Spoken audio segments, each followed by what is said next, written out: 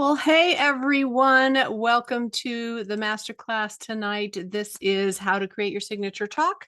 And I am Janelle Anderson, your host, and I'm really excited to be with you tonight and to share with you this amazing content around speaking. I was just sharing a few minutes before I turned on the recording that I love to speak now, but there was a time where I was terrified to speak. And if I got in front of people, I would just go blank and be nervous, like most people do. They say it's like 97% of people would rather die than speak in public. So my mission in life is to keep people from dying, helping them be confident in speaking, because it's really an amazing thing to be able to speak with confidence and share your message. I believe every person in this room tonight has an amazing message to share with the world, no matter what it is you're doing, whether you're a coach, you're an author, you're a speaker, you're an entrepreneur, a business owner, a business leader, a teacher, whatever it is that you do in the world, you have a message to share. And really, all of us need to be able to speak with confidence because we're out there speaking all the time. We're always talking.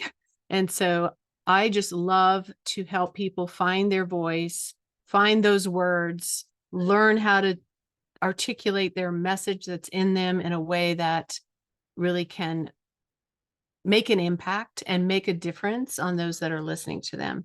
Because when you know that your words make a difference, it's definitely a confidence builder. And there's just something amazing about being able to do that that is beyond, I don't know. It's almost like when I've been in places where I've been speaking and I can tell people are really pulling it out of me and they're really getting it and they're really enjoying it. It's almost like a high in a way. And I think it was, what's his name? Oh gosh, his name just left me, but he was well known in the speaking world like years ago. His name should come back to me eventually, but he said that to make people think your thoughts after you is one of the greatest pleasures in life. And I always like to change that to invite people to think your thoughts after you, because I don't want to make people, but it's that idea of when you're sharing your message and your thoughts with the world and receiving it and they're getting a lot out of it and they're enjoying it and it's changing their lives and making a difference. It is one of the greatest pleasures in the world. But we have to get over stage fright in order to do that. And we need to know what it is we're talking about. And we need to have structure and we need to have our message down and know what we're saying. We have to have a plan. And so there was another quote that I should have pulled up that's just now coming to me. So I don't remember who it was, but he said that a talk is like a journey or it's a voyage, right? It's a voyage. And when you set out on a voyage, you need to know where you're going to get there. If you don't know where you're going, then you won't get there. And so having a structure to your talk, knowing where you're wanting to take people through that journey with you is super important. And so that's what I'm going to be sharing with you tonight is the structure that I use and also a lot of the great elements that a good speaker puts into their talk. And also for you to know, kind of that method of how do you plan out a talk? What are some mindset hacks around overcoming stage fright? And I've got 7 steps to planning a talk that I'll share with you. So I did create a workbook. Did everybody get the workbook? If you did, just wave at me, thumbs up. All right, we've already got it printed out. Super duper. Does anybody not have it? If you don't have it, if you know how to digitally raise your hand, that way I'll know if people don't have it. I'm going to go ahead and, oh shoot, hold on just a second. My dog is going to chew a blanket if I don't stop him. Hold on. So let me know if you have any trouble grabbing that, getting it downloaded. You can print it out. Oh, you're welcome. Or just look at it on your computer and take notes as you go. But there's lots of places to write in answers to things. I was a teacher for many years, so I just know how a lot of people learn, and they like to write things down as they're going through, and then you have your notes. So as we're going through my slides, your workbook will pretty much follow that. And then the goal tonight is by the end of this masterclass that you have some ideas. If you don't have a talk yet, that you've written down some ideas for a talk. You've written down some ideas for the content to go in the talk. Maybe a couple of stories will come to your mind, and you'll also have the structure of how to put that talk into that journey for people so that you're not just like going off on rabbit trails and losing your train of thought, but you actually have a structure. I'm a big proponent of structure, but not memorization, but to really know your talk and have it practiced and in you so that it comes out very naturally. And when you have an order and a structure, it helps that so much. You know, okay, this is the part I'm in now, and I know what the next part is, and I know what the next part is. Even if when you deliver the talk, it's not exactly word for word, but if you have that roadmap of your talk, it just helps keep you right on track and not losing your train of thought. And then it's good for the listeners because then they can follow along better too. So there's still people popping in. So I'm just putting people in as we go here. Awesome. Okay. So what I'm going to do now, if everybody has the workbook, does everybody have the workbook? Anybody not have the workbook? Let me know in the chat or raise your digital hand. I see some hands up. Susanna, do you have a question, or are you just letting me know you don't have the workbook? Nope. It was there for the workbook. I have it now. Sorry, I forgot to take my hand down. That's okay. No problem. All right. Anybody else needing the workbook that didn't get it? Just let me know. You can throw something in the chat or raise your hand and I'll put the, especially if you just came in, because you wouldn't see the link. I know a couple people came in after I put that link up there. Okay. I don't see any hands, so hopefully we're good. All right. Yay. Okay. So I'm going to bring up my slides and we're going to jump in here. And like I said, you know, today should go about an hour and a half, maybe two. Plan to be done by 9 o'clock Eastern time. Unless you have questions, we might be done early if nobody has questions, but I love questions. So, all right, here we go. Let me go find it. Okay, so here we go. I'm gonna, all right, how to create your signature talk. All right, so just as an overview, what you're going to get in this masterclass tonight is 3 hacks to overcome stage fright. Very important. You don't want to get on stage and be in stage fright. It makes it very unpleasant experience. And then I'm going to share with you how to create an unforgettable experience for your audience rather than just giving a talk. There's a big difference between creating an experience and just getting up there and delivering a talk, you know, just as a talk. So I'll talk about that and share some ideas of how you can do that. And then the 3 must-have ingredients for a captivating. And then the captivating, I'm going to give you, and it's in the workbook actually, the captivating talk roadmap and the signature talk mind map. And we'll talk about what those are and look at those. So ready to go? You guys ready for this? Yes, I'm ready for it. All right. I love all the hands up and everything. Yes. Okay, here we go. So first of all, why should you speak? And some of you told me you were new at this, you're just starting off, and probably statistically, most of you are a little nervous about speaking and probably wondering now, why should I do this again? Like, I'd rather just stay home, hide behind my computer, do stuff on my computer, you know, like getting out in front of people, whether it's virtually or in person, can be pretty intimidating. So why should I do it? Well, there's several reasons why, and these are, especially if you're trying to build a business, these are super important for that purpose. So the first one is that it creates connection.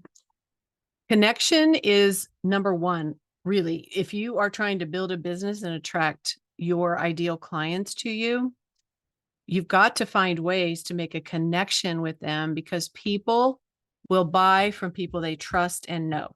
You know, the know, like, trust factor. They want to know you, they want to trust you, and they want to feel connected to you. Speaking helps you make a connection better than anything else, because they're hearing you, they're seeing you, they're feeling your energy, they're getting to know your personality. If read stuff I wrote, you wouldn't, I mean, you can tell a lot from the style of writing and feel a connection, but how much better of a connection do you feel with me right now, being in the room and listening to me and watching me, right? Right. So it's connection. And that's very, very, very important to building a business.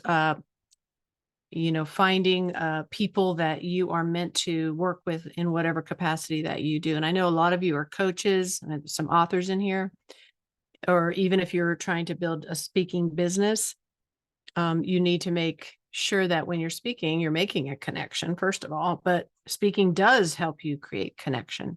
How many of you have ever been to a talk or a conference or a workshop or something, and you've, really felt like as soon as that speaker gets up there, the workshop facilitator, you feel like this connection with them, and you're like, yeah, I really like this person. I'm engaged. I'm going to get a lot out of this.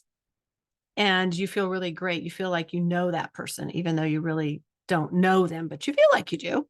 And then there's times where you've probably been in an audience where you didn't feel that connection at all, right? And you're just like, oh, when am I going to get out of here? When is this person going to stop talking? And it could just be that person, like you're not that person's ideal audience or client, or it could be that person speaking didn't know how to create the connection. But connections make or break really a business. Super important. The next reason is visibility. So again, if you want to be found by your ideal audience, your ideal clients, they have to find you. They have to know you're out there. And it's kind of like putting I always use the sign in the road analogy, because I think it's accurate in that, you're driving down the road, you're on a road trip and you are craving coffee. And so you see that Starbucks sign, you're like, okay, that's where it is. I'm going to go get some coffee. So your speaking and your message that you put out there is like you're putting a sign in the road where your ideal audience is traveling and they're looking for you. They're looking for what you do, but they have to find you. And so when you're speaking, you're actually creating that visibility for them to find you. And especially in this world, there's so many people out there doing so many things, right? The market's really, really busy and crowded, especially online these days. And so for you to be visible, speaking is one of the best ways to do it, because again, they connect with you and your personality and your energy and your message. But they also find you easier than if, you're just relying on social posts or email, although those are good.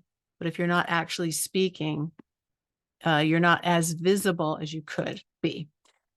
And then credibility, which is also another huge reason to speak, because it's just like when you write a book, it creates credibility for you. When you speak, it creates credibility for you because you're on that stage speaking.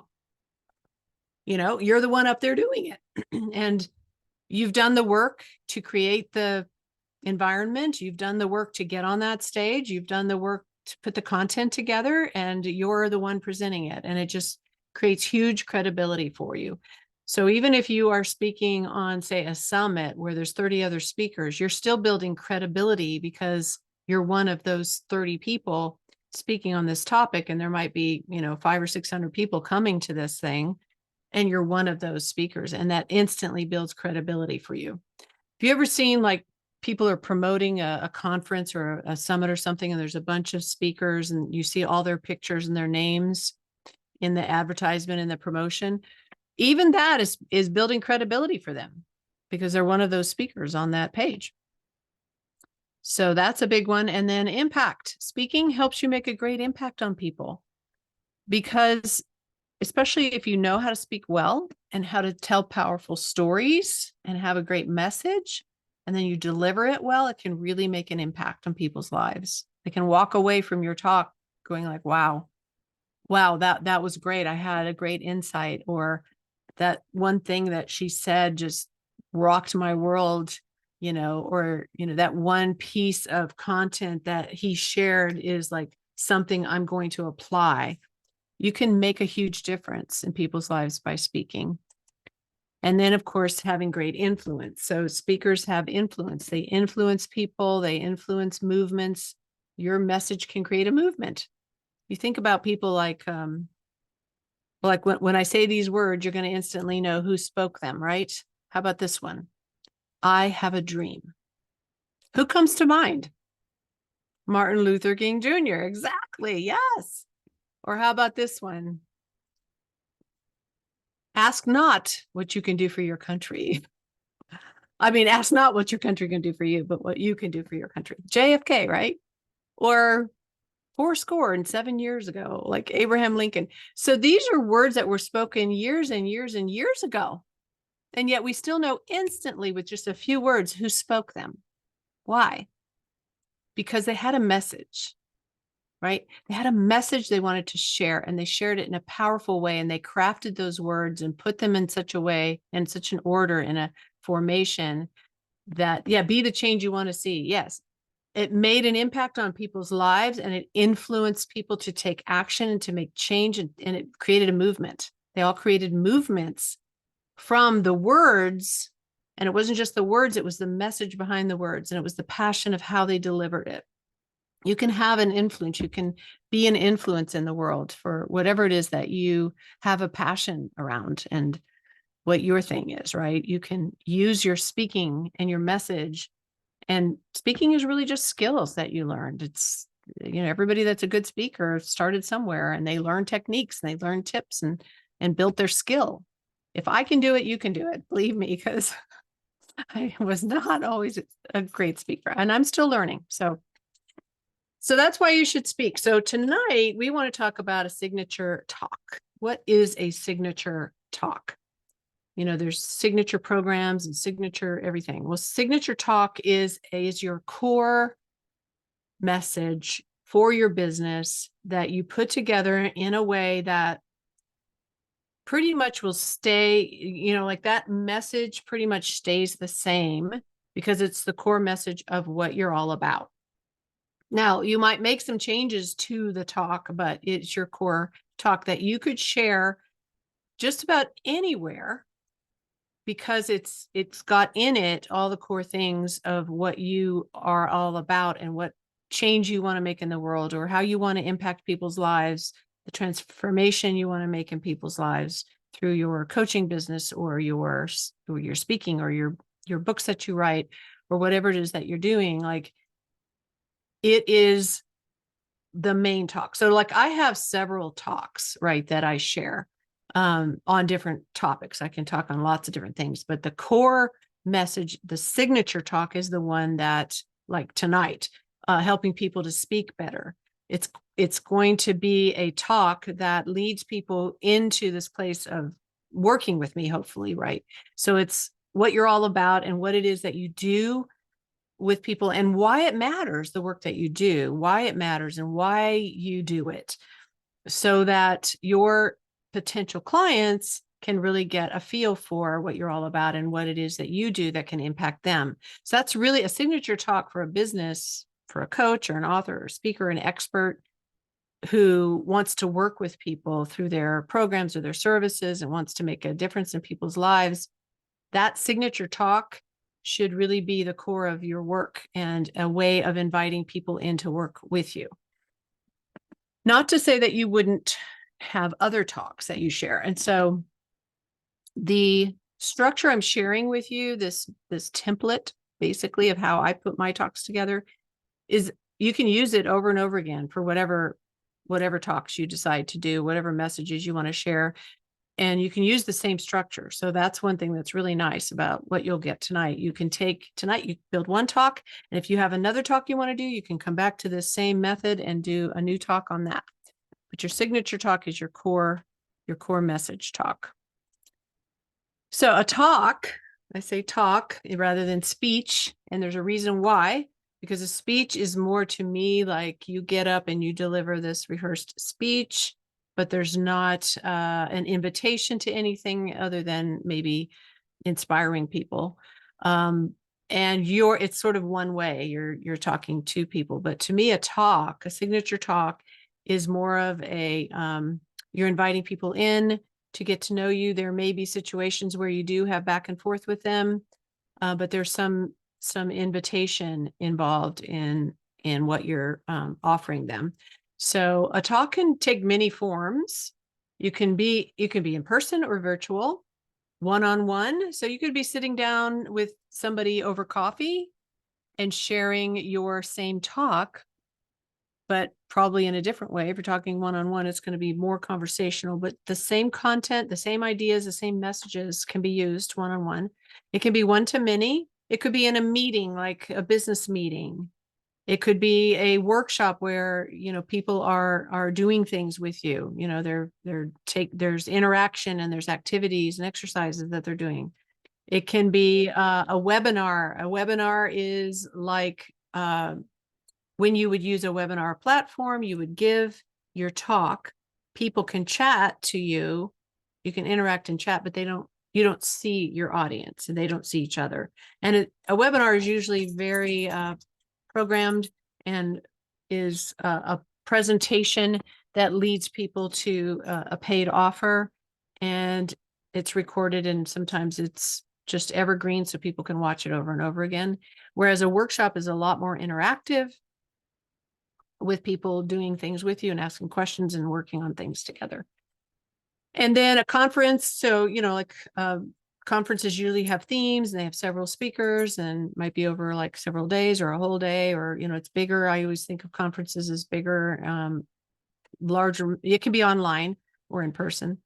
Like the picture here on the lower left, I was speaking at a women's conference there at my local Chamber of Commerce here last year. Looks like I'm saying, hey, like, hey, but I was asking them to raise their hands. But anyway, or it can be, like this person up here speaking like in a business meeting, in a meeting room, training. So there's all kinds of different forms that a talk can take. It could be a networking group and you're giving your spiel of what you do. So don't think of a talk as just being on a stage, an actual stage in a live room. It can be, but it can take lots of different forms.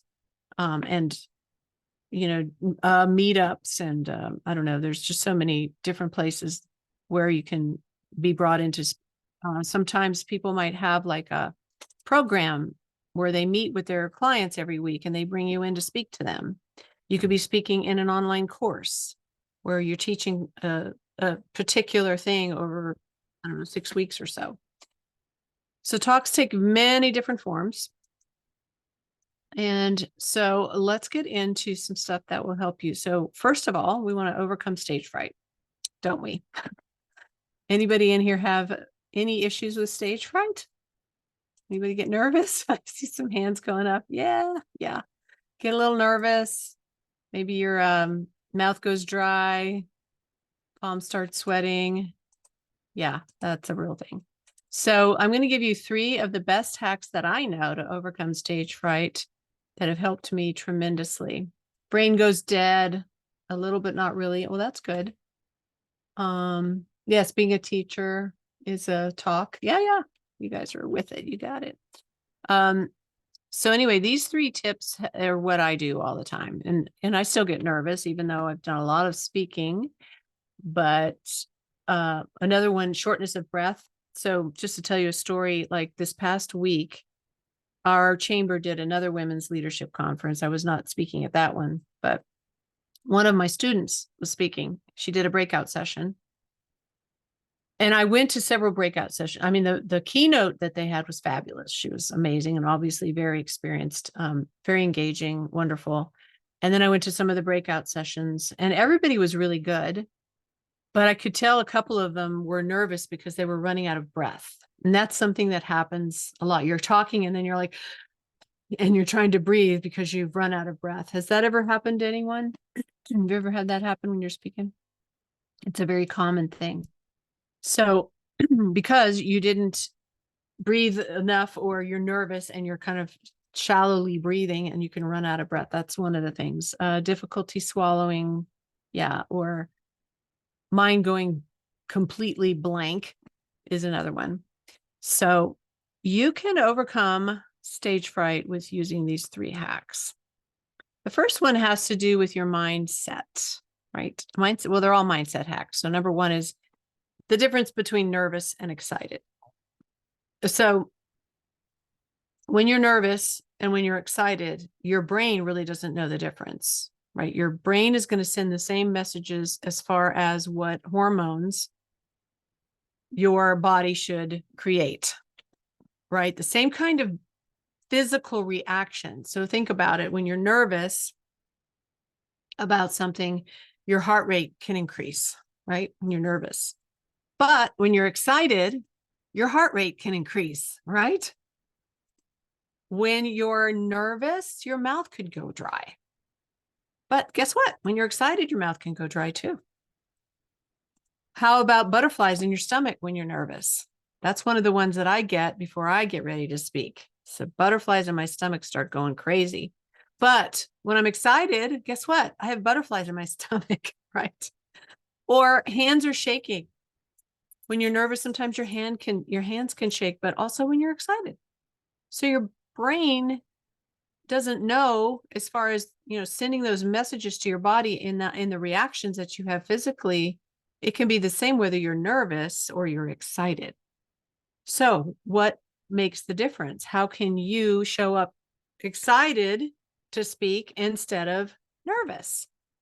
Well, it all has to do with difference between feeling nervous and feeling excited. Nervousness and excitement are feelings, they're emotions being created. Well, it's what are you thinking? So what you're thinking creates emotions for you. We create our own emotions by what we're believing and what we're thinking about a situation. If we are thinking, this is pretty scary, oh my gosh, what if I bomb? What if I fail? You're going to create the feeling of nervousness and have bodily reactions that, like I just listed, or all the ones you guys are putting in the chat. But if you're thinking, wow, this is going to be great, I'm excited to bring this content to this group of people, we're going to have so much fun, they're going to walk away with so much value, then the feeling I just created was excitement. But I could have the same physical reactions. So the difference is, what are you thinking? So the first hack here is to change what you're thinking.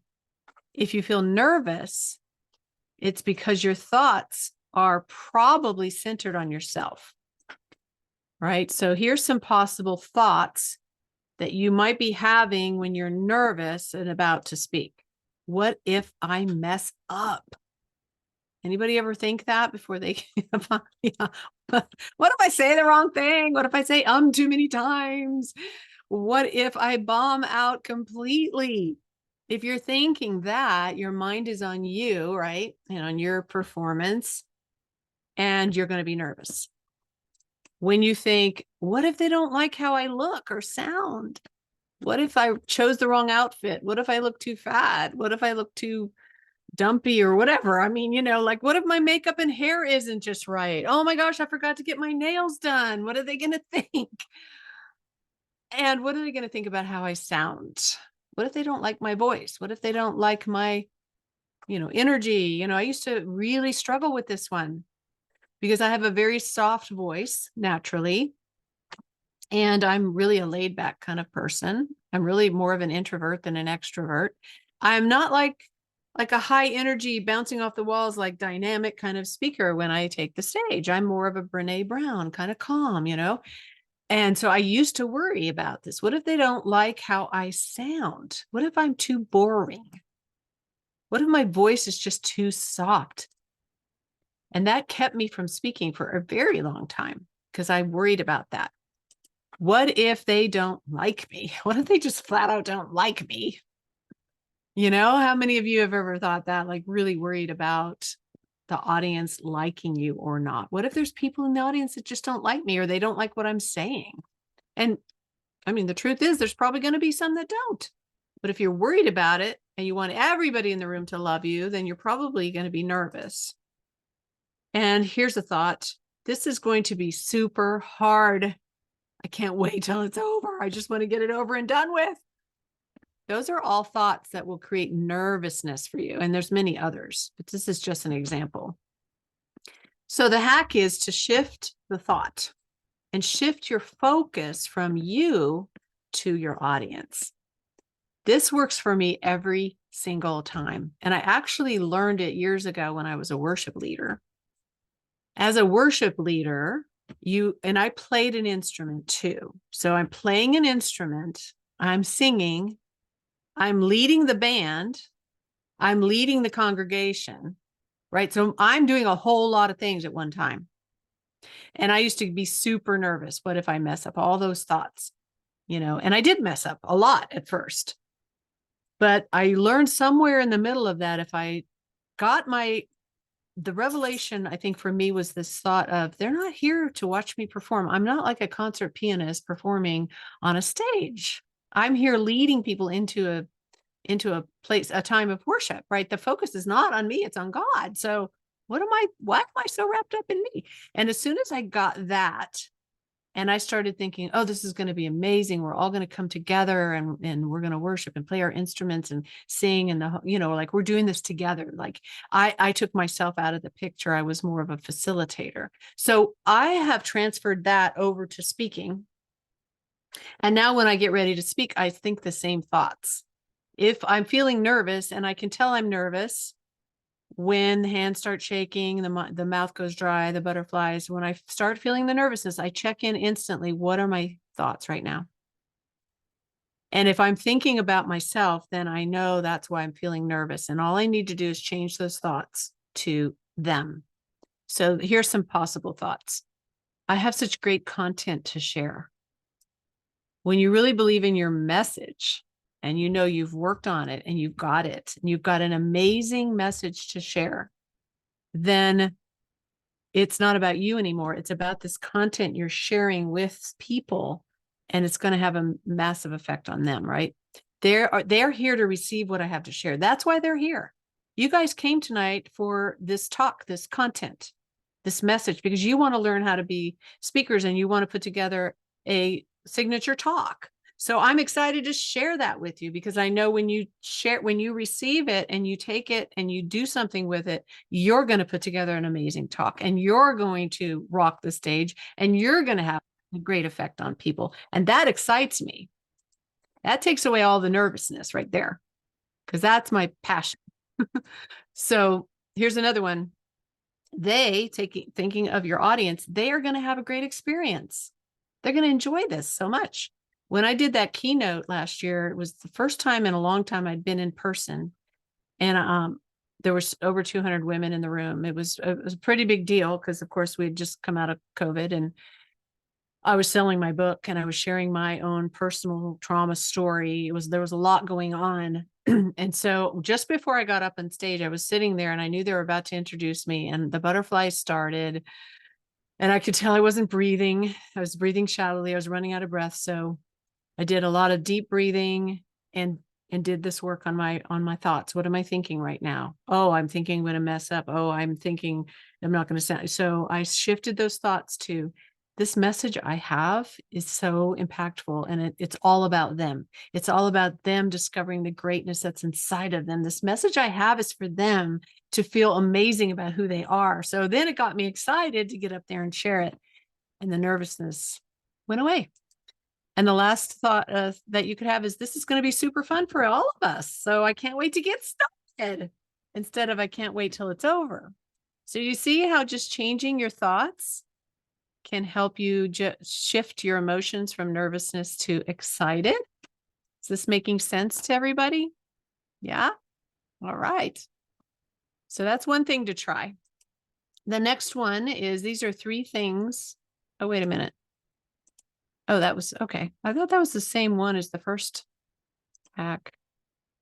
I guess the first hack was just knowing that your thoughts determine your that nervousness and excitement have the same exact reaction. And so mindset hack 2 is changing your focus. All right. So the third one is 3 things that you can do before you speak. So this has to do with getting yourself ready, creating some practices that you can do that work for you. And they may be different than what works for me, but I would encourage you to come up with a practice that works for you before you speak. Like you may have to experiment and figure it out, but once you land on it, then use that as your practice every time before you go up to speak. So some things that I do every time: breathe. And actually, this is one that helps everyone, because when you get nervous, most of us tend to start breathing shallowly. So really consciously stop and just take in several, like 4 or 5 really deep deep breaths. Breathe really deeply into your abdomen all the way, and then hold it and let everything start to chill out. You'll notice everything starts calming down. It clears your mind, and your whole body just kind of comes back into being grounded and being centered. So breathe deeply, take several really long, deep cleansing breaths. And as you're getting ready, it's good to do that leading up to the talk, like that whole day or hours before, but even moments before, take a few really deep breaths, because that will also help the shortness of breath when you're delivering your talk. And the next one, just envision yourself rocking it. See yourself on the stage, impacting people's lives. Picture in your mind people in the audience just going like, wow, and taking it in and smiling at you and just really receiving it. Put your mind on what they're receiving, like envision that in your mind, and then see yourself on the stage, like in your element and totally confident and just delivering this message and moving around the stage if you're in person or online. Like really see yourself rocking it. This is so powerful. How we envision ourselves is, they've done lots of research about visioning and visualizing. It's very powerful because, again, our mind doesn't know if it's real or not. If you're envisioning something in your mind, it's going to send the same messages to your body, same kinds of reactions. Your body gets involved with your mind and your soul and your spirit. Everything's involved. And so when you're envisioning this in your mind, then your whole being starts to feel like, well, we've done this before. There's a story about this guy, Jim Nesbitt, I think was his name, if I have the right person. He was a prisoner of war during Vietnam, and he was put in isolation for years, 2 or 3 years. And to keep his sanity, he would envision himself golfing, and he would go through every single part of the game. Like he would feel the club in his hand and taking the swing and the feeling of the ball, the club hitting the ball, and the smells and the sounds. And he just walked himself through an entire game of golf over and over and over again, all in his mind. He couldn't even get up and act it out because he was so confined in this small space. And he did it over and over again for, I think it was a couple of years. When he finally got released and came home, he went and played a real game of golf. Now, mind you, he had never, ever golfed before in his entire life, only in his mind. And he went out and shot like a 74 or something like that, an incredible score in golfing. And that's because he had rehearsed it so many times and seen himself going through the game of golf so many times in his mind that it became real, and his body just fell right in line with it. It's just the same like with Olympic athletes. They'll envision themselves, going through their thing, whatever their sport they're playing, or gymnasts. They envision themselves going through the process over and over and over again. And then their body just follows through when they go out there to do it. And yeah, like Santu said, it's the basis of NLP. So envision yourself. And even like this was something that a coach had me do once. I was in this meeting and they were going to do this demonstration of this thing that I'm telling you. And I got picked as the guinea pig. So she said, well, share with me something that you really want to do, but you don't think you can do it. And I said, well, I want to be able to speak on a stage in person in front of thousands of people. And so she said, okay, picture yourself doing that. And just picture yourself doing, close your eyes and picture yourself doing that. And as soon as I did, I kind of caved in on myself and went like this. And then she said, okay, come out of that. She said, do you realize when you were thinking about it, do you realize what you were doing with your body? And I said, no. And she said, you kind of caved in like this. And she said, what were you thinking when you envisioned that? And I said, well, the thought was, I don't belong here. Like, who am I to be on this stage? Like, who would want to come and hear me? And she said, okay, now let's reframe that. And so we worked for a little bit on a different thought, a different belief around it. And she said, now I want you to envision it again. And this time with that thought that you just formed. So I closed my eyes. I envisioned myself speaking on a stage in front of thousands of people. And as she was walking me through this and I had my eyes closed, I stood up, like I just naturally stood up and put my hands out like this. Like I didn't even think about it. I didn't plan it. It's just what I did. And she said, "Wow, do you see what you just did?" She said, "What were you thinking?" And I said, "Oh, I was thinking I was born for this." And that's how my body reacted. And then she said, "Okay, now what I want you to do is walk around your house thinking that thought and doing that same motion, same activity, same active things with your body as you're thinking that and as you're seeing yourself on that stage." Because now when it actually happens and you walk out on a stage in front of a live audience, your body's ready, your mind is ready, everything's ready because you saw yourself doing it and you had that thought, and so everything falls in line. So that is a huge mindset hack right there. Something to do before you speak is to picture yourself doing it, and whatever your thought, like pay attention to what your thoughts are, that when you envision yourself rocking it, what's the thought? And hold on to that thought. Let that become like your mantra. Yeah, I was born for this. I love that too. And then the third one is something that also Dale Carnegie was the guy that I was trying to quote earlier. He says, when you walk out on stage, imagine you're talking to one large friend. And that instantly creates a connection with people if you think about them as your friends. And you remind yourself that they're not there to criticize you or judge you or hope that you fail. Most people, when they come to hear someone speak, are there because they want to hear what you have to say. And they're for you. And most audiences are very forgiving too. If you make a mistake, if you mess up, that actually makes you more real to them. And they'll like you even more. So imagining you're talking to friends, excuse me. And I'm sure all of you have probably heard people give that advice, that to not be nervous, to picture everybody naked. Have you ever heard that before? That actually doesn't work because who wants to picture that, number one, and number two, it can actually make you more nervous. And the other advice that people often give is to look over everybody's head at the back of the room, but that actually will create disconnect when you do that, because people in the audience can see you not looking at people. So what I always say is look at people eyeball, like pick a person, especially a friendly person, and look at them eyeball to eyeball and talk directly to that person for about the length of one sentence or two. And then move to another person and do the same thing, especially if you're in person. This works really well. And just do that throughout your talk. Like make eye contact with one person at a time. And all the people around those people will feel like you're looking at them too. And then they will feel connected to you. And it's all your friends. They're your friends. It's one large friend or many friends. And that can help you a lot with those thoughts of, oh, they're going to hate me. They're not going to like me. They're going to leave, saying that sucked or whatever those thoughts might be that you're worried about.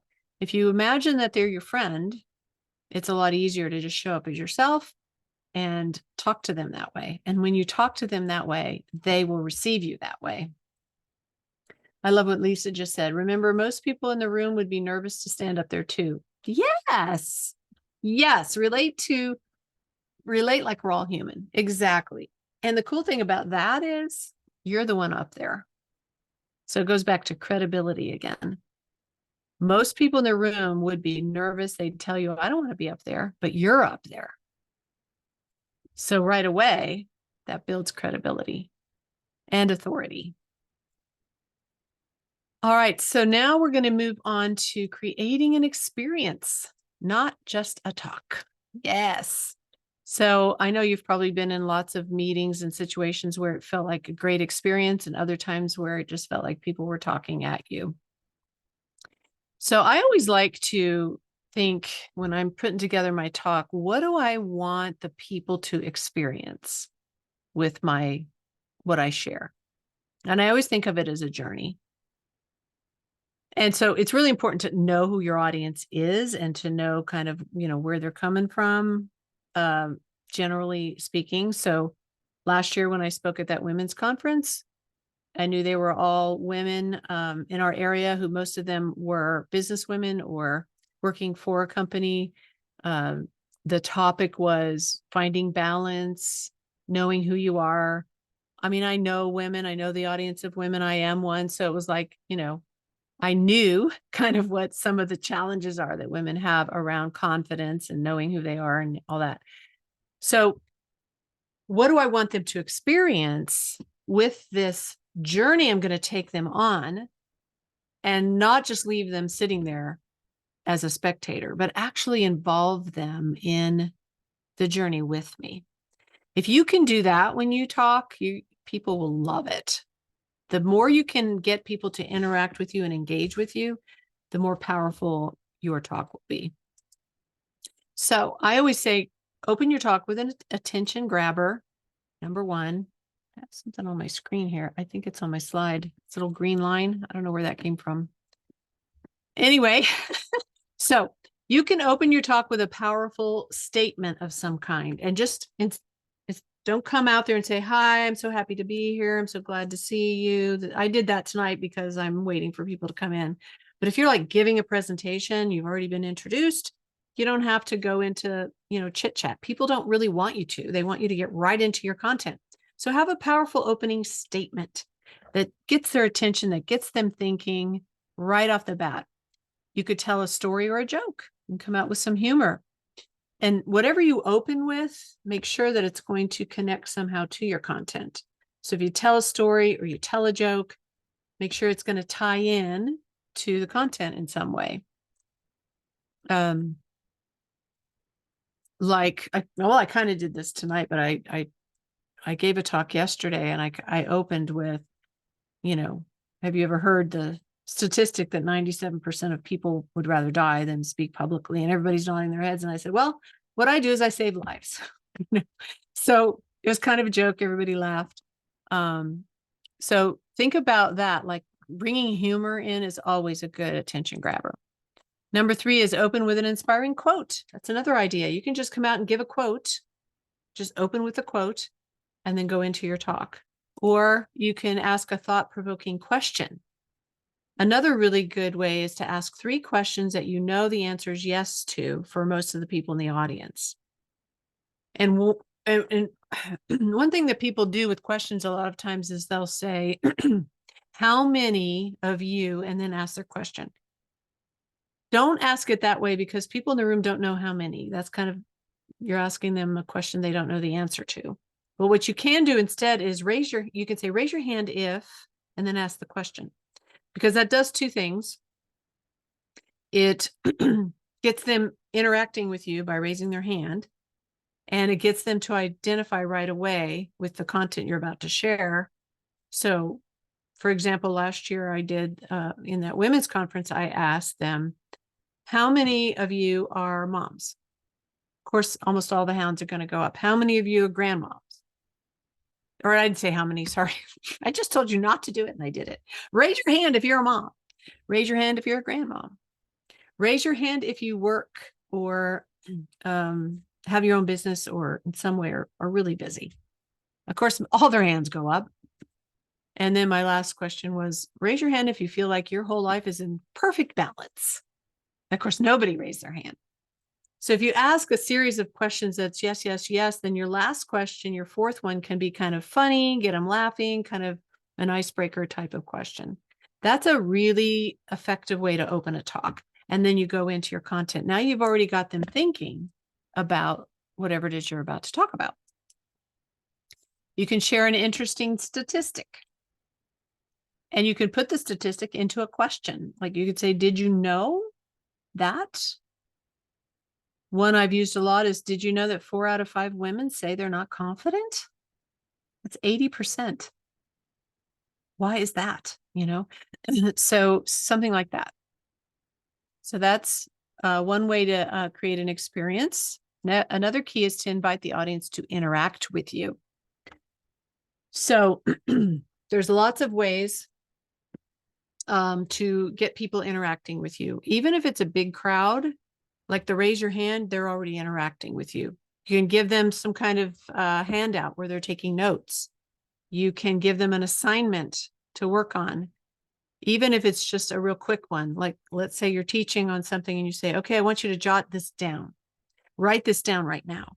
Get out your paper and write this down. So you get them interacting with you and engaging with you, right? They have to do something. You could say, okay, I want you to turn to the person next to you and say, whatever kind of your tagline is. Like if there's a core message, that's a great way to get people to remember it. Turn to your message and say, turn to your neighbor and say, your voice matters, or whatever it might be. So you want to give them something to do, even if it's just something really quick. If you're running a virtual event, like a workshop, you can have them doing a lot of things. And in Zoom, you can send them into breakout rooms to do things, right? You can give them a exercise and say, I'm going to give you 15 minutes right now to work on this. And then we're going to come back and talk about it and have a Q&A about it. I do a 3-day event, and I do this all throughout the event. They're creating something as they go through the event. Just curious, how many of you were at my virtual events boot camp? I know some of you were. Yes, Sue was, and I know David was. Karen was. So in that event, this is the kind of stuff I'm doing the whole time, right? You're working on something with me. And so I'm giving you time to work on it. And then we come back and you have a Q&A time. You invite people to share. Get them involved in the process, depending on how long your talk is and all that. In that women's conference, they gave me an hour and a half, which is a really long time. And so I had them interacting with me the whole time. I had them do an exercise where they had to text some people and get people to send them words that they would use to describe them, using that in the talk. And then at the end, I had them stand and shout, I'm amazing, or I'm awesome. I can't remember what it was. So always bringing it back to them. How would you feel about this? Or have you ever experienced this? And getting people interacting with you, give them something to do. They love it.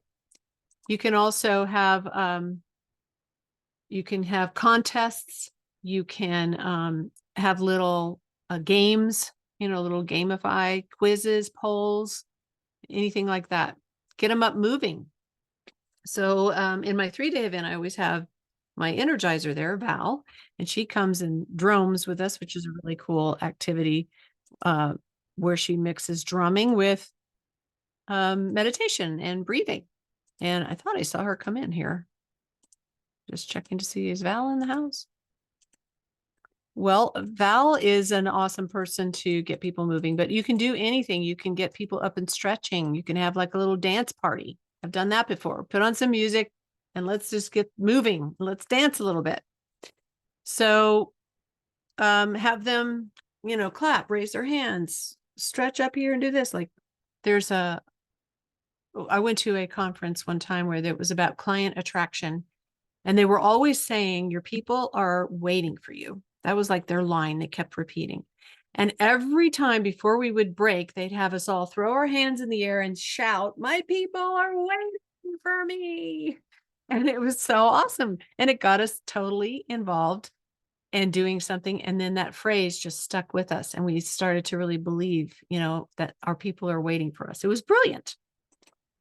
Use props. This is a great way to create an experience for people. Using props, it helps them to get interactive with you as well. You could have them go get a prop, and like I've done this before where I'm teaching people how to tell stories. Go get a prop and tell me a story about it. So here's my little grape guy, and he belonged to my mom. He used to sit on her little shelf. And when I think of grapes, I think of harvest. I think of fruit, and and juiciness and everything. But when you're working on your business and you're working really hard over a long period of time, sometimes you don't see the fruit right away. But just know that this little grape guy, he's coming. Your fruit is coming, and eventually you'll see the fruit of your labor if you just stick with it. So I just gave you a message using a prop, so you can bring in props, gets people interacting. You can have them go get a prop and share something about it. just objects, object lessons, metaphors, things like that. But always be thinking, how can I get them involved in some way?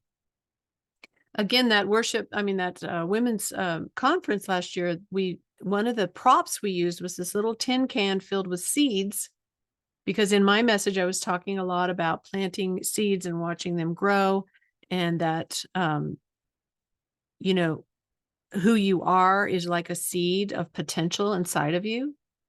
And so when you take these seeds home and you plant them and watch them grow, just remember that the potential inside of you to be the most, to reach your fullest potential, that is there. And all you need to do is water it and watch it grow. So that was a prop, like a metaphor, but it was an actual object that we gave them to interact with the content I was sharing with them. So is this making sense? Are you guys getting some great ideas here? I hope so. And then I think we have one more key to creating an experience. Bring them on a journey with you. I've already talked a little bit about this, but really think about the journey. And people are not just bumps on a log listening, right? I know this from teaching school. Like, you've got to involve the kids in the thing, or you're going to lose them, right? So think about grown-ups as same way. We're still the same way. We don't want to just sit and listen. We want to be involved. And the more you get them involved, the more that content's going to sink in and stay with them. So bringing them on a journey, like, make it exciting and like a journey. And one way to do that is to you yourself as the speaker to get your body into it, right? Make gestures, make movements, expressions on your face. If you're on a in-person stage, like, use the stage and act things out with your body, showing them. You can show them what you're talking about. You can have them get their body into it. But as you're interacting that way and you're kind of demonstrating, like if you were talking about, oh, here's a great example. A friend of mine did a TED Talk about teen suicide prevention.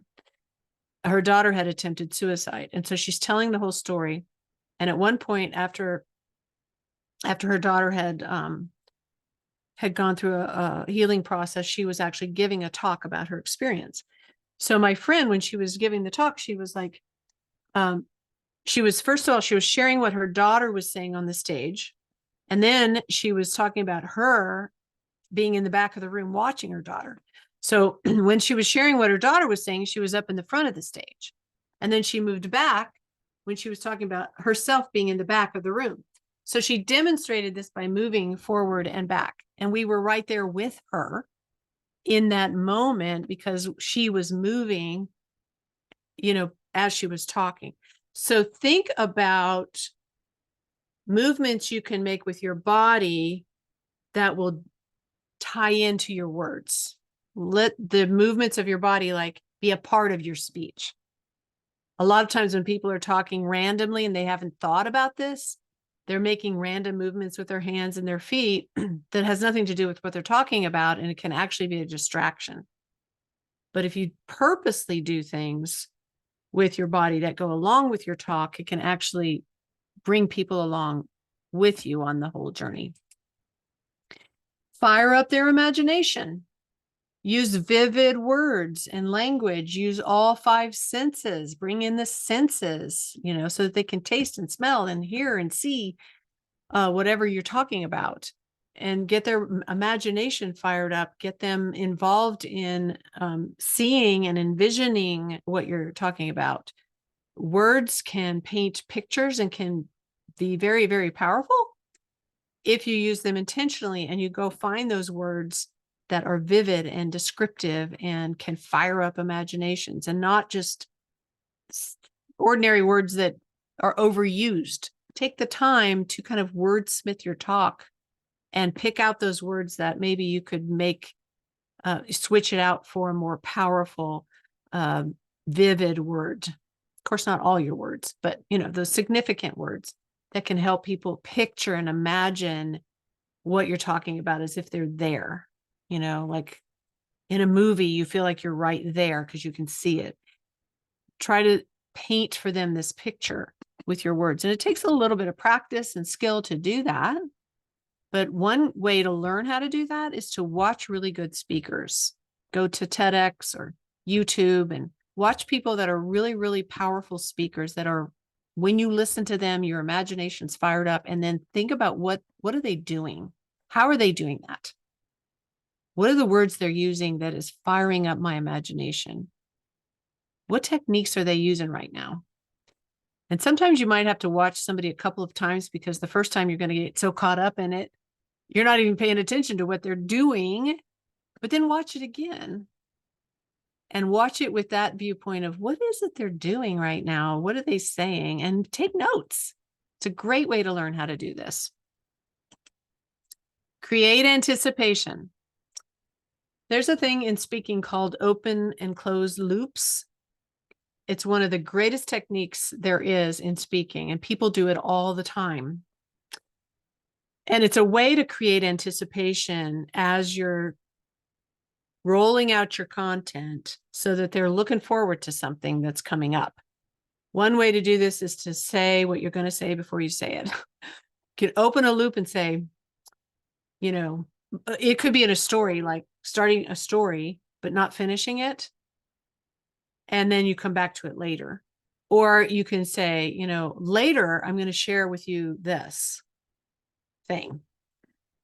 You could bring up a problem or a challenge and say, you know, how many people have this challenge? And everybody raises their hand. Well, I'm going to give you the secret to overcoming it in a little bit. That creates anticipation and it opens this loop, and they're waiting. They're waiting for that. One caution, though, if you do open up loops, make sure you close all of them before you end your talk. Because if you don't, people will leave feeling incomplete and like something isn't right. And they'll be kind of like upset and they won't even know why. So make sure you close all your loops too. But that's a really great technique to have them like really in there with you. Use the power of the pause. This is something that I probably should have said first because it's one of the most powerful things that you can possibly do. And it takes some practice. Look at your talk and find those spaces, those places where you want some kind of point that you just made to land. And then practice pausing for 2 or 3 seconds. Let the thought sink in. There's a thing in music called pause or rest for a reason, right? Because if music was constantly going, it wouldn't be beautiful. You'd get tired of hearing it.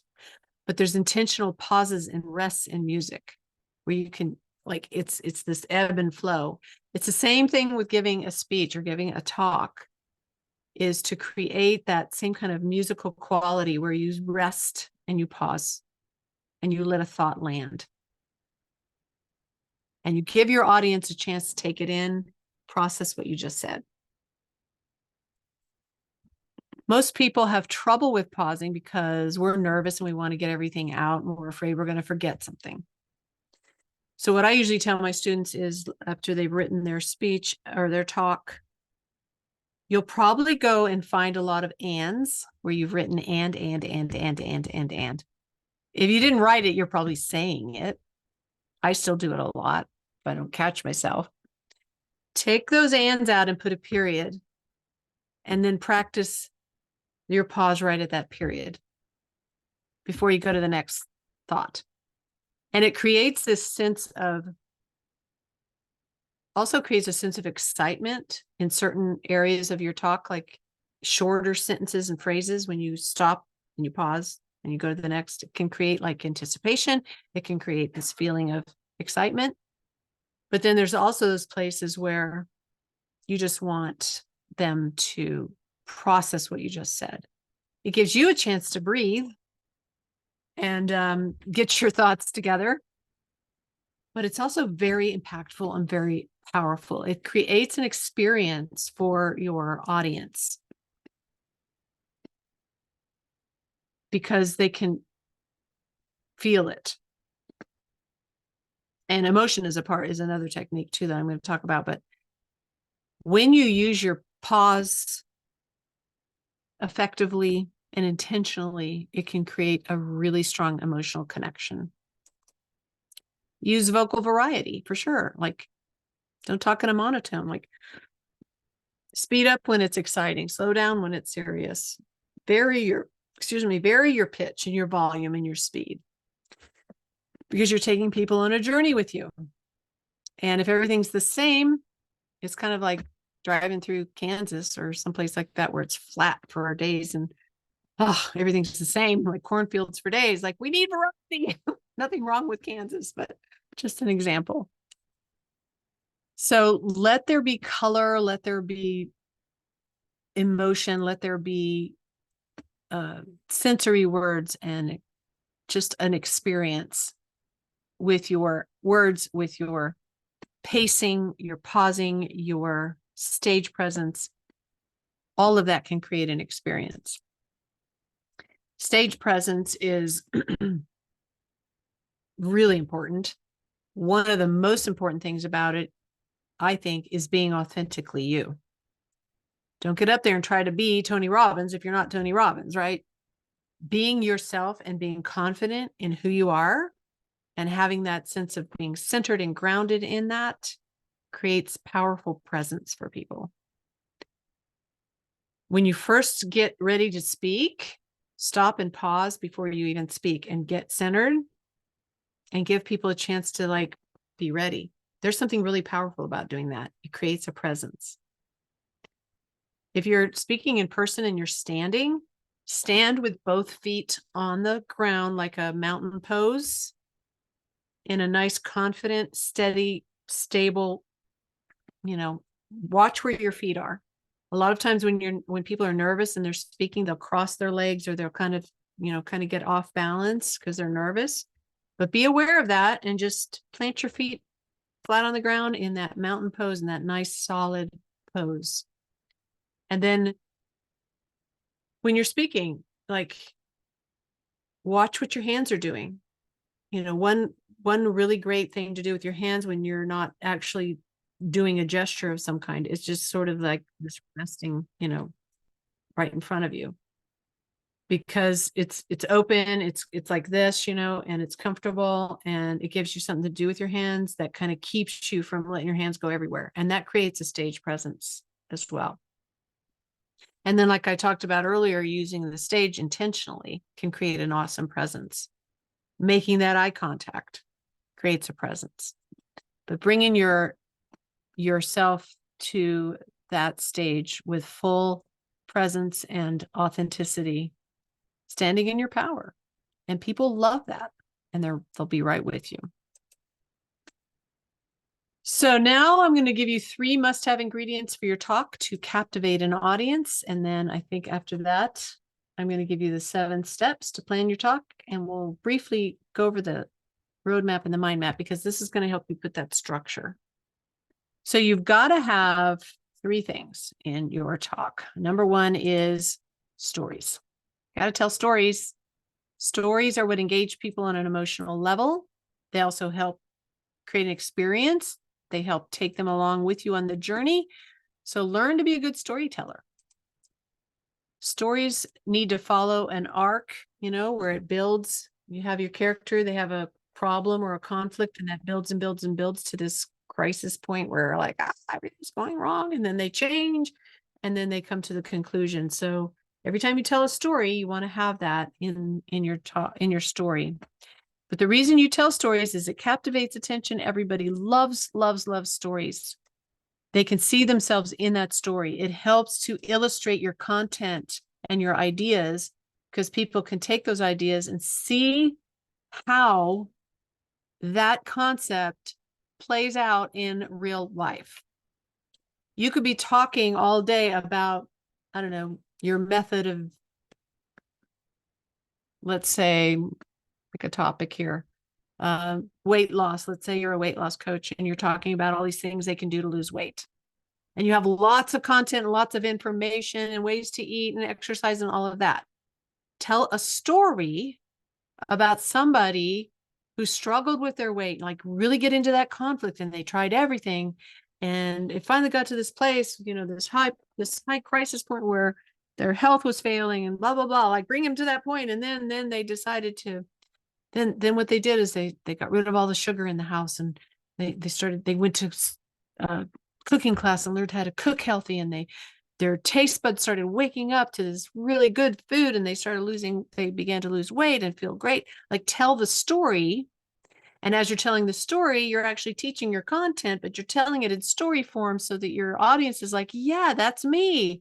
I've been through that. Oh my gosh, if this person could do it, then maybe I could too. And they start to see themselves in your story, and they see how they can use what you have in their life to get them to that conclusion, to that solution. And also, stories make you memorable. I forget the guy's name, but he did a lot of research around, he did some imaging of the brain when people are speaking and communicating. And he especially did this around stories. And he said that people are 20 times more likely to remember the content if you tell it in a story. 20 times more likely. Pretty incredible. So tell stories. The second ingredient is make sure you've got an inspiring message that you're weaving throughout. An inspiring message is something that people can act on. They can implement. They can do something about it. It's inspiring them to take action in their own lives. So like the story is about the character, or it might even be your story. But then what's the message they carry away from the story that they can integrate into their own lives? Sort of like the moral of the story, right? And you want to make sure that message shines through by repeating it. And as you're even sharing the story, you can repeat that message. Like, I don't know, one of my messages is always that your voice really matters. Your voice matters. That's a message. So as I'm telling a story about maybe my own story, how I was afraid to speak and didn't think anybody wanted to hear what I had to say. And then I went through this whole journey and began to build confidence and began to learn to tell my story. And I found out people wanted to hear what I had to say. Your voice matters too. Like, see, I can weave that message right in there so that my listeners are like, that's Janelle's story, but hey, it's my story too. And my message matters too. Like, I can connect, I can take that piece and I can believe it and I can start acting on it. So it gives people takeaways, something to do with what you're sharing. It helps them apply to their own situation and their own life what you're sharing. So you're sharing a story about someone, but how can you make it apply to them? That's the message. And it motivates them to take action. So you think about a message as the takeaway, as the implementable piece of your content that they can do that changes their life. The third ingredient to be captivating in your talk is to get emotional. Show emotions. People will connect with you when you show emotion. It creates connection.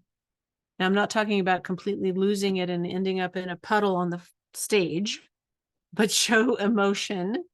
If something is very moving and touching, don't be afraid to let a tear or two drop or let your voice shake a little bit.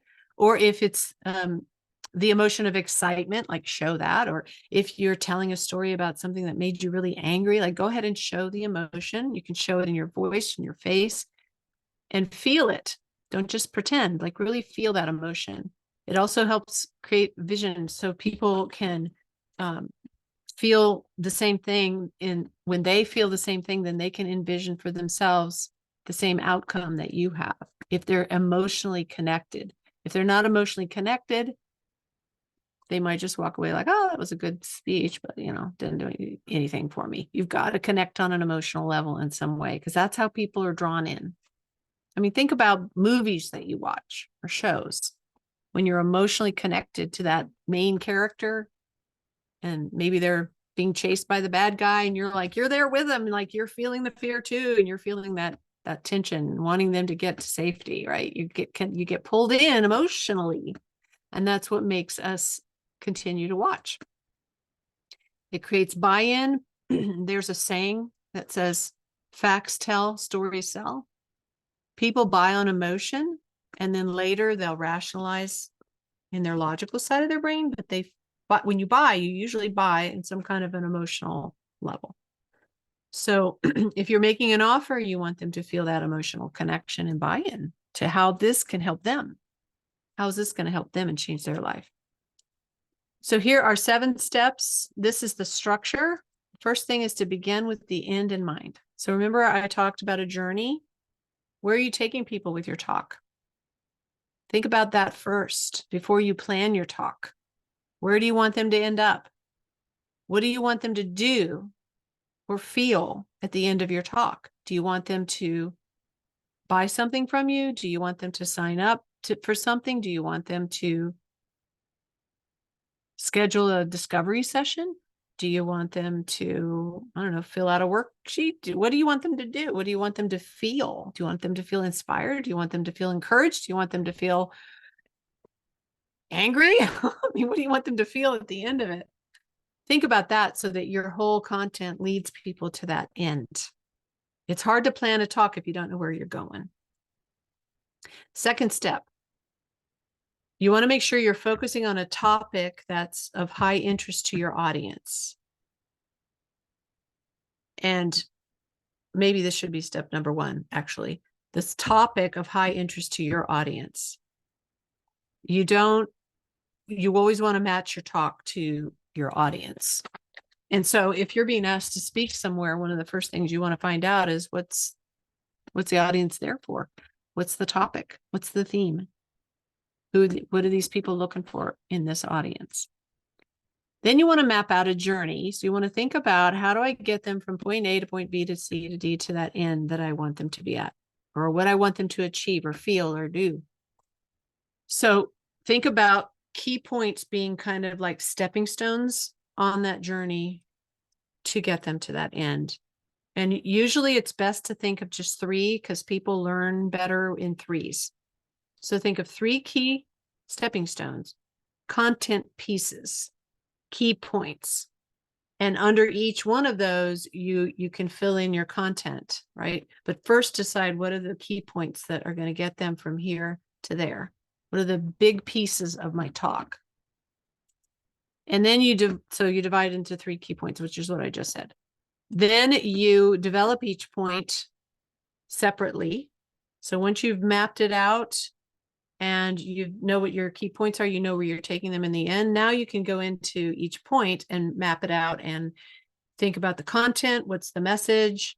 What story do I want to tell here? Do I want to give them an exercise to do in that piece?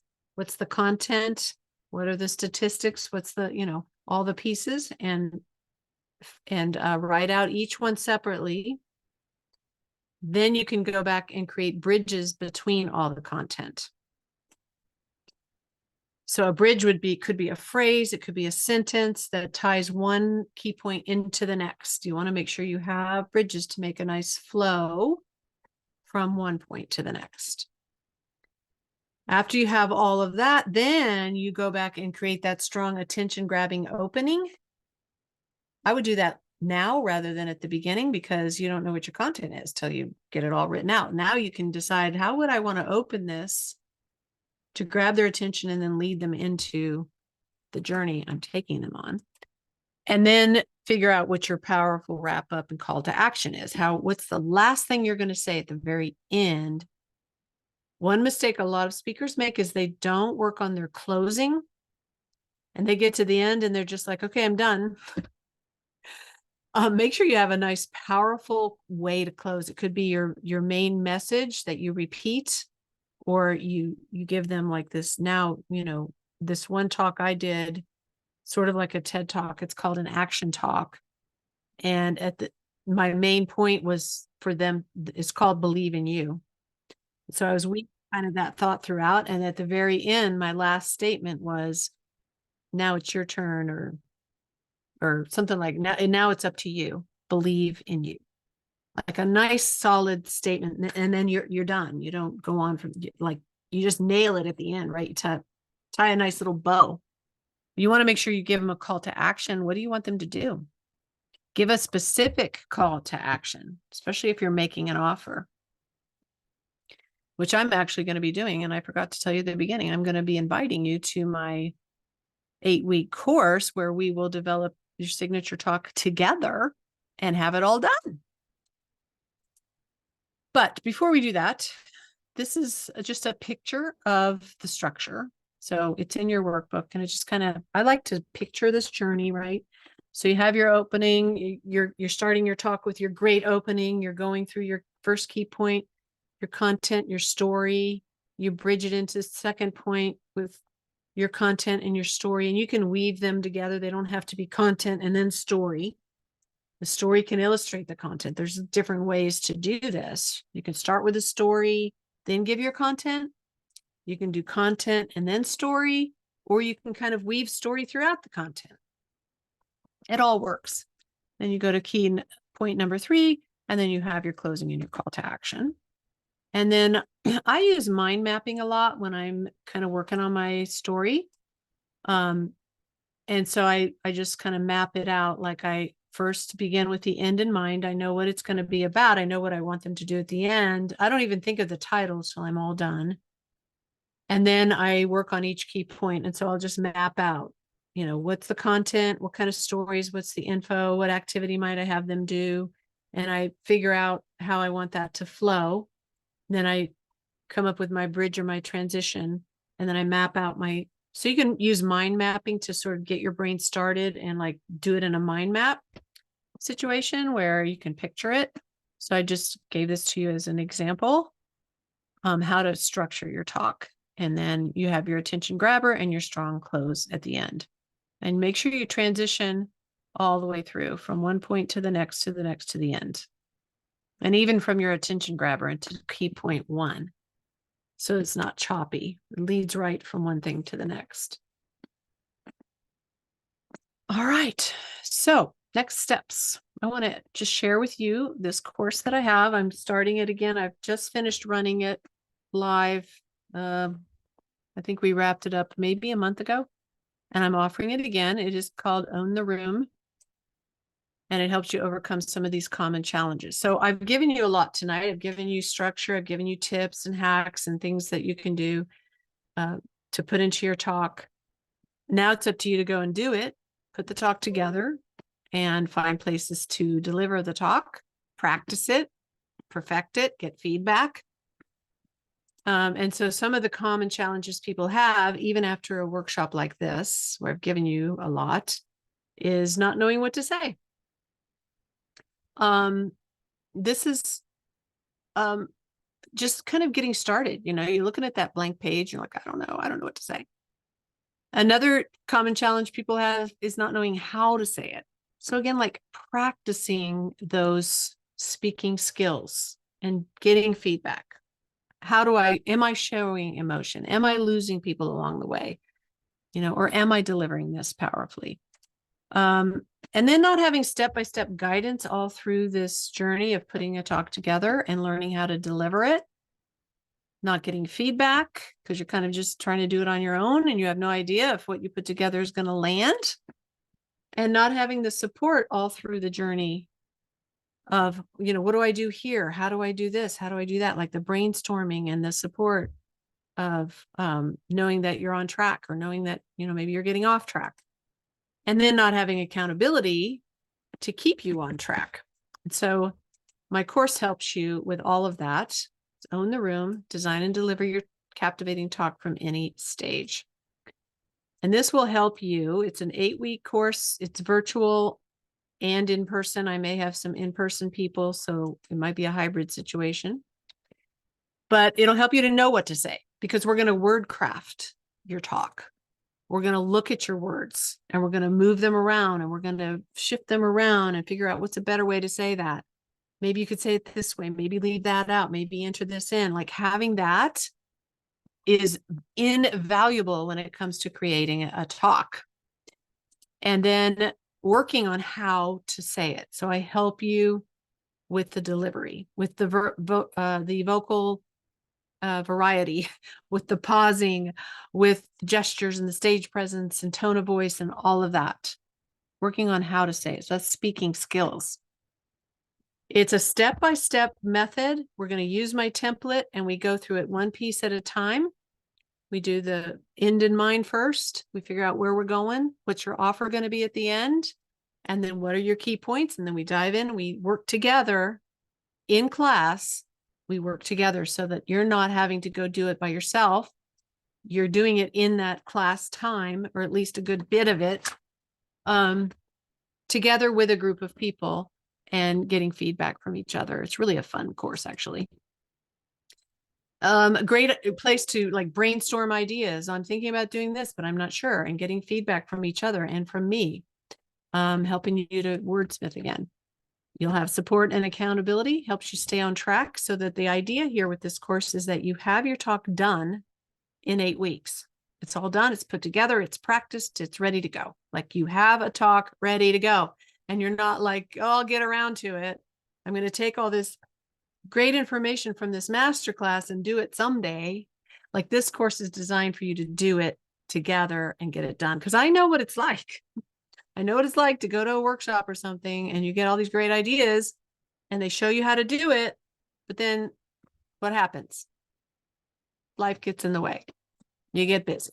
You get distracted. You forget where you put that thing. Where did I put that workbook? Where is that video again? So this course will help you stay on track and get it done. So what you're going to get is there's 5 modules of video trainings that are just short little videos I've already made that walk you through the template.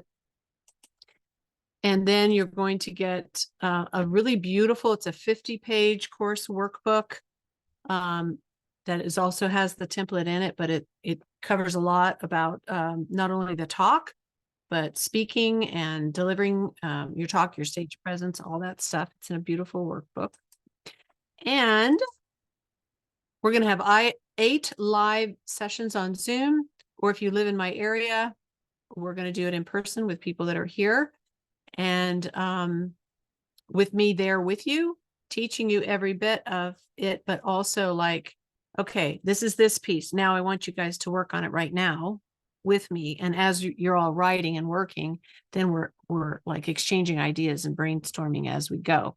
It's really actually a very powerful process. I just did it with 2 ladies here locally, and it was really cool because we're creating as we go and everybody's getting excited because all these ideas are coming, and they came up with the most beautiful talks. It was really cool to watch that process. Wordcraft support. So I get my eyes on your words and we really like work with the words to make sure they're vivid and they're strong and they're saying what you want them to say. You're leaving out extra stuff that you don't need. And then there's a private support community where you can ask questions in between each week. You can share things if you get stuck. So a lot of support. So this is Christina. She was one of the girls that just went through this course. She's a local photographer, and she had been doing a lot of workshops on her own, but she was getting really frustrated because she wasn't making any sales. Like she didn't know how to design her talk so that it actually made money for her business and brought in new clients. And she already has a very outgoing personality and can talk really well, but her talks weren't structured in any way. And she said, I want to learn how to do this. I want to work on my speaking skills, and I want to have 2 or 3 talks ready to go. So I'm all in. So this was at the women's conference I was just telling you guys about just last week. And I'm not a photographer, so it's not the greatest picture. This was just with my phone. But she delivered the most awesome talk. It was fun. It was engaging. People loved it. Hers was the best one that I went to that whole day. And she incorporated everything that we worked on together. And she had everybody like so engaged with her and drawn in. In this talk, she wasn't allowed to make a paid offer, but she got 50 new people signed up on her email list from this one talk. But the cool thing about Christina was she took her talk that she created in her class and decided, I'm going to host a workshop. So she went out and put a workshop together. She put the word out. She was doing this workshop, and she had right away people registering, and she had 15 people come in person to her workshop, which I think from the time she decided to do it to when she delivered it was probably a month, maybe a few weeks. These 15 people came and she made 6 sales. That's a 40% conversion rate, which is incredible.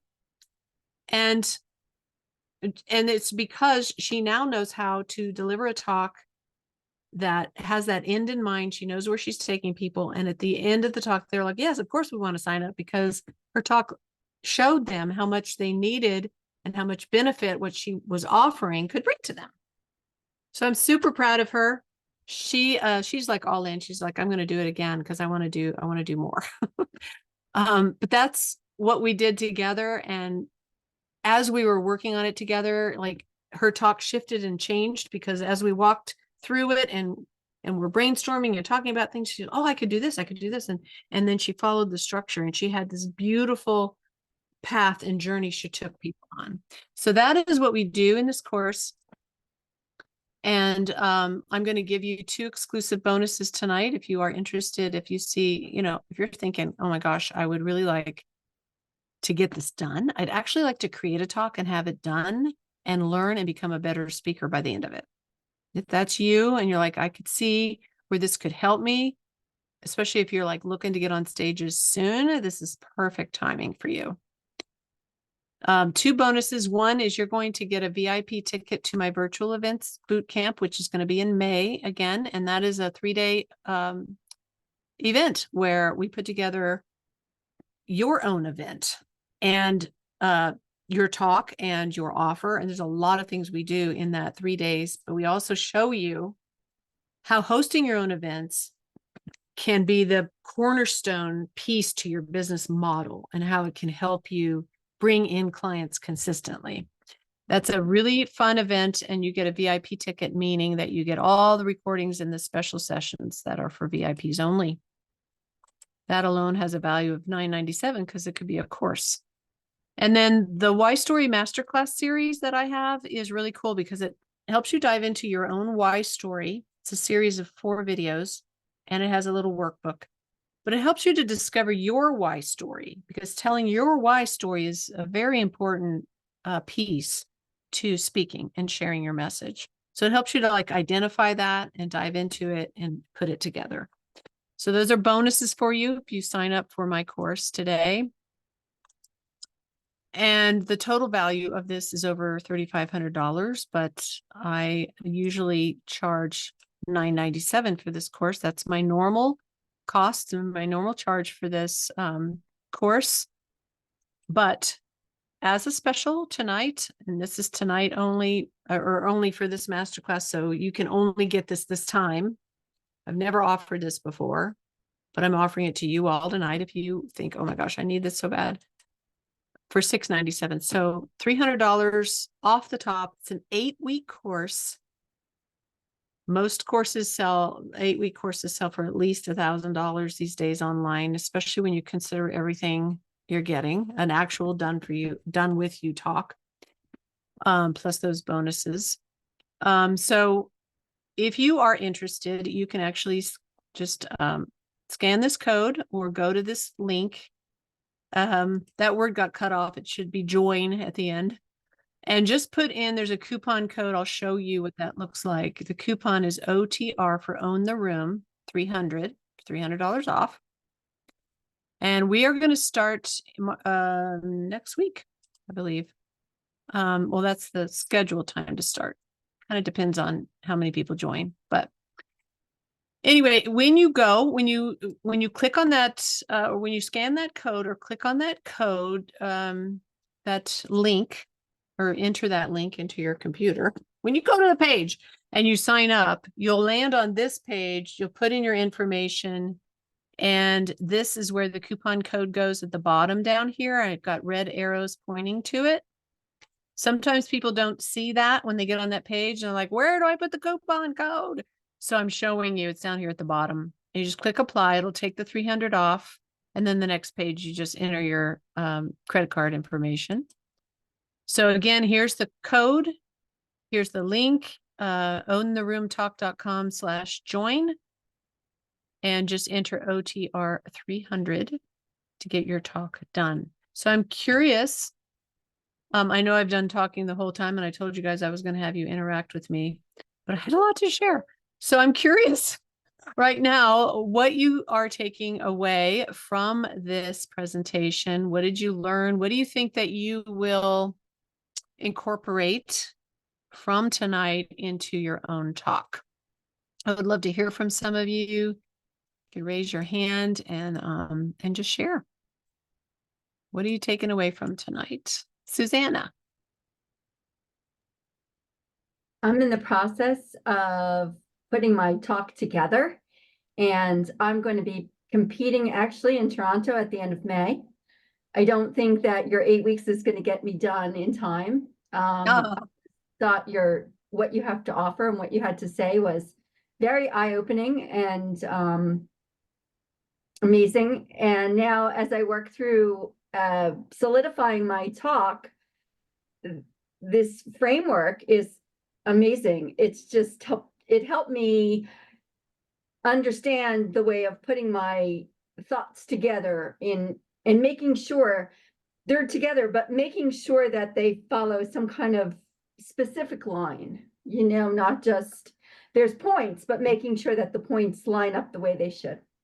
yes. Well, I love that. I meant to add you to me. Um, no, I love that. I'm glad that this was helpful. When did you say the thing was in May? May 28th is the competition. Oh, wow. Competition. We will finish this on May 18th. It would be just in time. It's like cutting it very, very close. Yeah. So I really have to have it in place. I have to have it practiced, Uh-huh. so forth. Yeah, but But you're doing it anyway, right? I Between am now and doing it then. anyway. Yes, Yeah. So absolutely. this would just help guide you through it, and you don't have to, you could go faster than other people. I mean, just the support and the accountability and the feedback and letting you practice would to me be like worth it. But of course it's your decision. But I think it sounds like perfect timing to actually have a place to put it together and work on it and share it and get feedback. Well, that's what I was thinking and hoping. Yeah. I just was thinking 8 weeks and I really don't have a whole lot of time. So Yeah. Yeah. This is only a 5-minute talk. Oh, So maybe to come back uh-huh.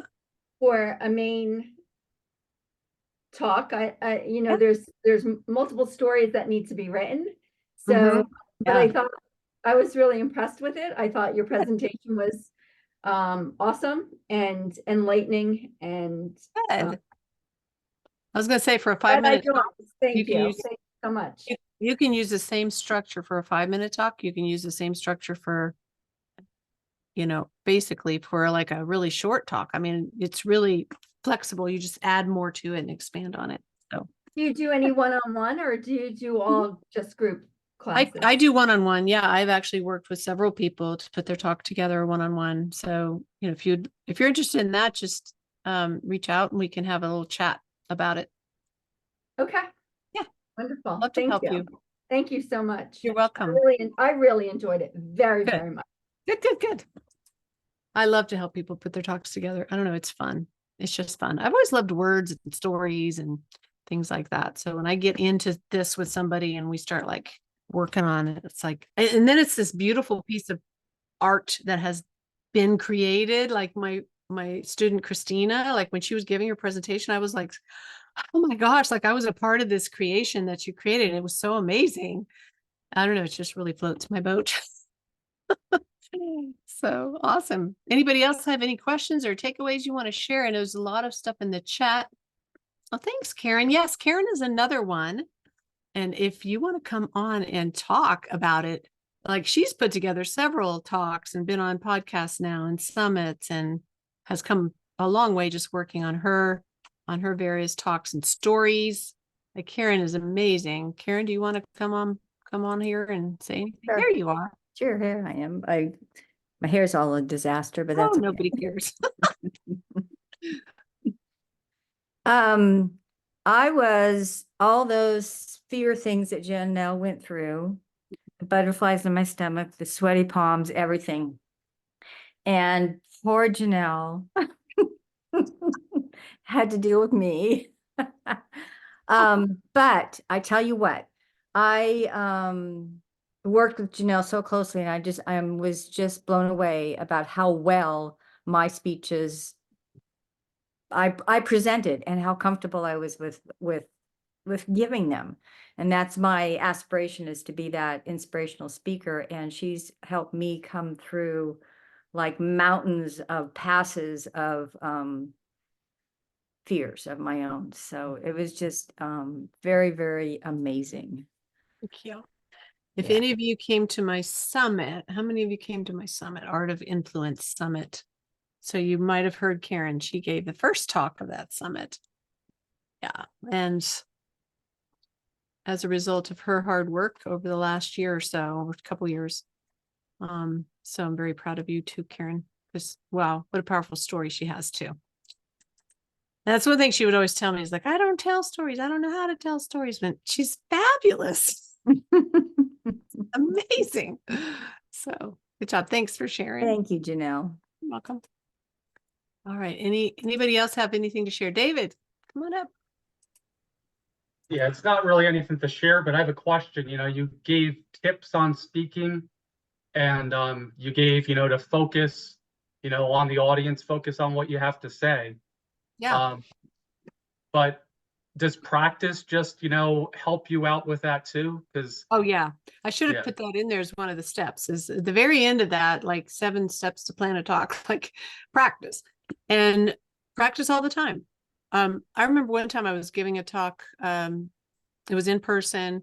And of course I'd practiced a lot, but on my drive, there was about an hour and a half drive. I just was saying it, my talk out loud. It's just as I was driving. And by the time I got there, man, I was really warmed up and ready to go. And it just made the whole trip go really fast too. So if you're driving a lot, like you can be practicing your talk, walk around your house, practicing your talk, film yourself, like record yourself giving your talk. And then you can see some of the things you're doing that you want to stop doing. And the more that you say it out loud, the more it flows, the more it becomes a part of you and you internalize it. So you're not like sounding memorized, but you're sharing from your heart. And that just takes rehearsing it over and over again. And I would also say, get a couple people to be your audience, practice it in front of them and get feedback and get specific feedback. Like, what do you want to know? Tell them, listen for this. I want to know this. I want to know that. Do I want to know, am I going too fast? Am I going too slow? Am I portraying emotion? Do you feel emotions? Like get specific feedback. Did I lose you somewhere in the talk? Would there be something you're still wondering about that I didn't quite go into enough? Like get that kind of really good feedback from people and then incorporate that in and practice it again and get more feedback. And then you just get better and better. yeah, because my experience, I've never been in a situation where I speak on any regular basis. It's just been, put in at work when you're in a group environment or anything like that, or, just speaking in school and stuff like that. But it's like a natural, involuntary reaction that comes, when I speak. And I would just, before I'd have to speak at certain things, I just try to, take my mind totally off it so I wouldn't be focused so much. But as soon as I started speaking, it would come. And of course, I'm talking more in person, not, being on Zoom, it's just an involuntary thing that happens. And I think the only way I'm really going to overcome it is just keep speaking, not keep speaking, but start speaking on a regular basis. Yeah, the more you speak, the more natural it is. And actually, you do get to the place, especially if you're sharing a similar talk, a similar message over and over again. You get to the place where somebody will say, well, would you speak on my summit or would you speak on my podcast? And you don't even have to practice because it's so much in you. Right. I've done that so many times. Like I'll be scheduled to speak on a podcast and I sit down to speak and I'm like, what was I speaking on again? And I haven't even, but I know that I know it. I have it, like, especially a podcast where they're interviewing you. But if it's something new, you're just starting, you need to really like practice it and get used to hearing yourself say the words.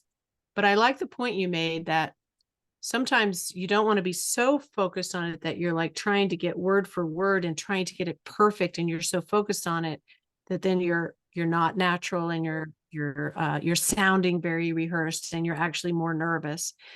So if you've practiced it and you've really got it in you, then you can forget about it. Take a break from it before you get up there and it'll be there. Like you step up there and you start, especially if you have it solid, you know how you're starting.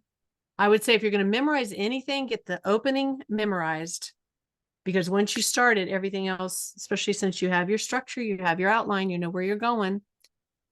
and you've practiced it enough, like it'll be there. It'll just come. But I would say never get up and speak unless you have a plan, you had it planned out and you've practiced it when you're starting out. I mean, when you're really, really good at it and you've done a lot, then you can do a lot more improv and kind of off the cuff speaking. But I would do that. I've heard a lot of people speak that are kind of they haven't been trained in any way, especially in church. Like a lot of preachers just, they weren't trained in speaking techniques. They were trained in delivering the word and delivering, a sermon. But a lot of times they go off on tangents, or they have little habits that they haven't caught. And some of my pet peeves are like things like words that they use all the time, and they haven't worked on getting rid of those like filler words, which I just put a bunch in just now. But when I'm actually delivering a talk, I don't as much as when I'm just chatting. Things like, I just want to say, or like, or looks like I froze. Or there we go. Or, or, just little filler words. And relying a lot on the PowerPoint, looking and reading the PowerPoint. Like that's a real pet peeve of mine. And How do you people, I'm sorry, go ahead. people kind of lean on that as their crutch to, keep them on track. How do you overcome like those filler words that you're just saying? Yeah. Because I don't pick it up. Yeah. I just said, and I can go on, No, all day long. Well, the best way to pick those up is to record yourself and watch your recording and notice, and especially notice your pet filler words. I mean, it's okay to have some, it's natural, but if you're every other word going, or, or like, or, listen to yourself and see which ones are the ones you lean on a lot. When I started my podcast, I did my own editing. So every week I was editing myself. I edit all my videos for years. So I'm so used to my little words that I'm so much more aware of it when I am speaking. And I've trained myself to, when I'm about to say one of those, pause for a second, let my mind bring me the right word, because you're using filler words while you're trying to think of the next word. Right. And so if you know what those words are, you'll be more aware of them. And then you can start practicing stopping and then giving yourself a chance to think of what you want to say. So that just takes practice. Good questions. Yeah, absolutely. All right. Any other questions? Somebody had a hand up and put the hand down. Who was that? Oh, Viver? I always never know how to say your name. Liver, like liver. Viver like liver, yeah. I had my hand up. The code wasn't behaving with me, but I was misreading it as QTR instead of own the room had it with a Q. So I got it working and I'm in. You put Q and I put QTR 300 instead of OTR. Oh, okay, good. I'm glad it works. Yay. And I'm glad you joined. Yay. after putting the Q in there, but once I got over that, it worked fine. Oh, good. Thank you. Yes, I appreciate everything you've talked about and the class and the length of it and what you cover and the price. Bless your heart, since I am making this happen. Yes. Awesome. Great. Well, I can't wait to work with you. Awesome. All right. David, did you have another question, or you just haven't put your hand down yet? I'm sorry. I thought you were going to. Oh, I was looking for it. There we go.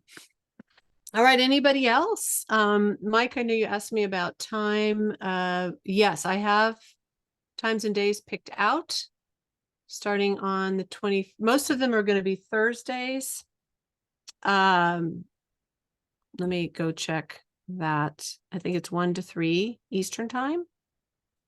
But that's not like etched in stone, because I'm just now enrolling people, but that's what it is right now. There's a couple of days, one day that's going to be later in that on a Thursday, and one that's on a Wednesday because of things on my calendar, but it's mostly Thursdays from 1 to 3. And I do know that the 2 local ladies that went through it before are going to go through it again. So if you since you're local, we'll probably meet at the Chamber of Commerce and then everybody else will Zoom in. Fun. Awesome.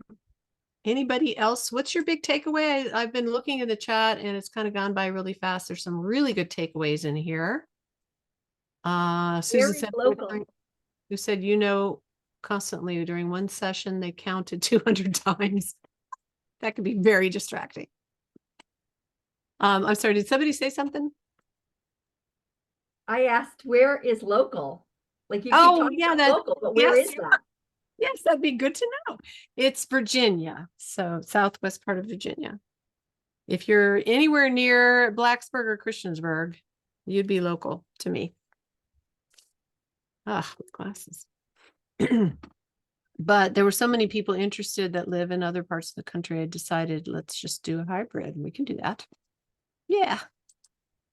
Awesome. So I hope you guys got a lot out of it. How many of you are going to go out tonight and create your talk and start working on it? Raise your hands if you are going to do that. I didn't. Okay, good. Yay. Mike, did you want to ask a question? Or are you just saying, yes, I'm going to work on it? You're I'm muted. just saying, yes, I'm going to work on it. Oh, okay, good.